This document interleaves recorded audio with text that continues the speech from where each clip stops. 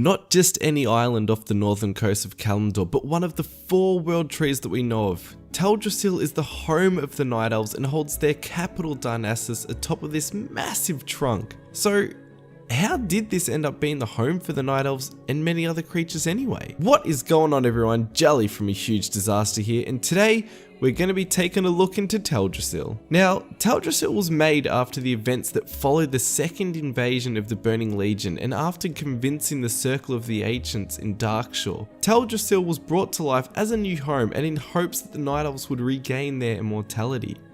But that was not the case. Rising from the sea, Teldrassil is really quite impressive to look at from a distance, but it's not until you're atop of this massive trunk and walking amongst these forests and rivers and streams and the cities that cover the surface that you really see its true beauty. Looking up to the sky, you'll notice that Teldrassil is always bathed in this endless night that really gives the elves their name, the Night Elves. I remember the first time I made an Alliance toon back in Classic WoW.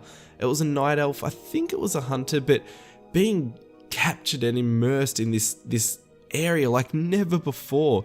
I would just sit there thinking how amazing this was. The first time I got to Darnassus and saw the buildings and the mount vendors and just being like, I need one of those mounts, but just in love with this zone and the soundtrack, the creatures, like you felt like you were in this magical forest that was being plagued by this evil, and it was just like, it really captured me, it spoke to me. I remember it was actually the place where I bought my first ever pet in vanilla. Spent, I think, 50 silver, I think it might have been, on an owl to just follow me around. I thought it was going to do stuff, but it just followed me. But that didn't matter because it was just beautiful, and yeah, I just instantly fell in love with this zone. I don't know how I ended up on the Horde, but yeah, I just did. Going from the Night Elves to a Troll was quite the step, and especially their starting zones was very different. I did it anyway, but yeah, there was just something special, and I've always got this soft spot for this zone.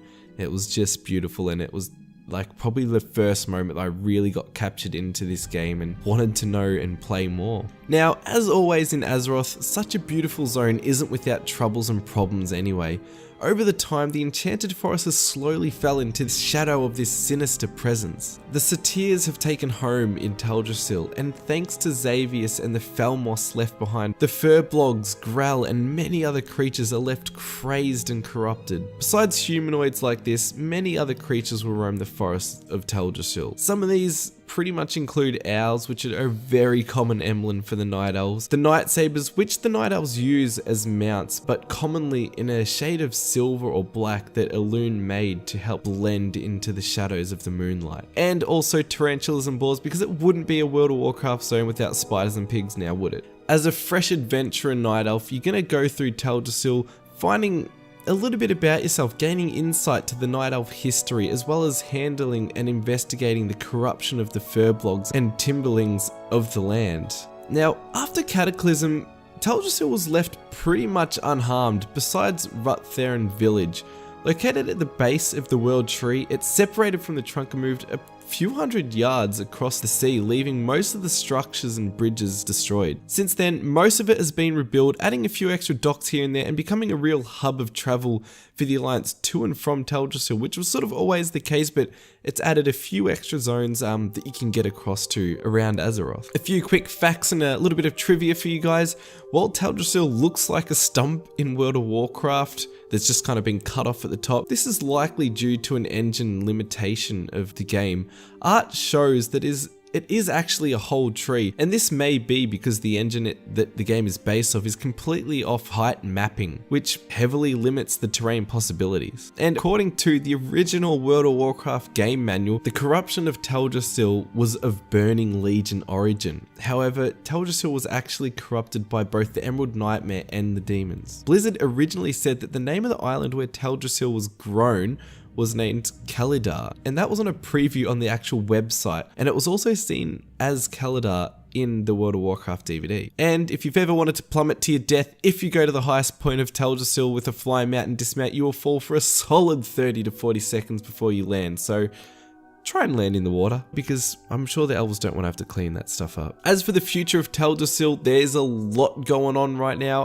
In recent times, we've been teased with these images of Teldrassil up in flames. What does this mean for the zone? Will it change in battle for Azeroth forever, like what Cataclysm did to most of Azeroth? Why is it burning? Who did it? But I don't know.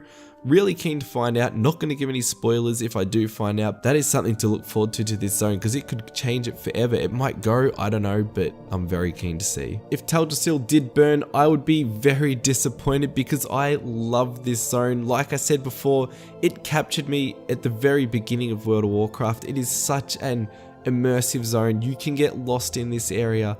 I mean, I wish I could just spend my whole experience in there just leveling night elves for days. It is beautiful. The soundtrack is just amazing. The story along there, learning about the elves, everything, it is just, it's probably one of my favorite beginner zones to really start off in the game. And I would highly recommend to anyone who has never done it to just really do the zone, take it in, experience everything there is. Don't just rush through it, like really just take your time, put the sound up and just get lost in it. Anyway, that is going to be it for me today. I'm feeling pretty awful, not feeling the best. I've got a bit of a cold, you probably can tell, but I had to do this anyway because I've been wanting to do it so I can move on to a new zone. But let me know what you thought. Have you played this zone? Have you leveled through it? Was it one of your first? What do you think about it? Do you like it? Do you hate it? What is your favorite zone?